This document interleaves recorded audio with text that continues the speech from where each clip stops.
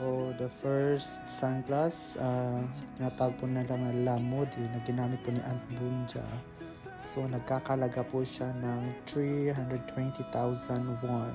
Yan po siya, oh. Super ganda ng mga anakers. So, ang next po ay ang Rococo na ginamit po ni mami ni Hong Hing-e na si Kim Sunwa. Ayan siya mga anakers. Ang ganda niya po talaga ng mga anakers. And it cost po ng 330,000 won. So, the next mga anakers na tinatawag po na cookie na ginamit po ni Suchul po ng kapatid or youngest brother ni Hien. Ayan po siya mga anakers. Nagwo-worth po siya ng 300,000. Ang ganda niya po.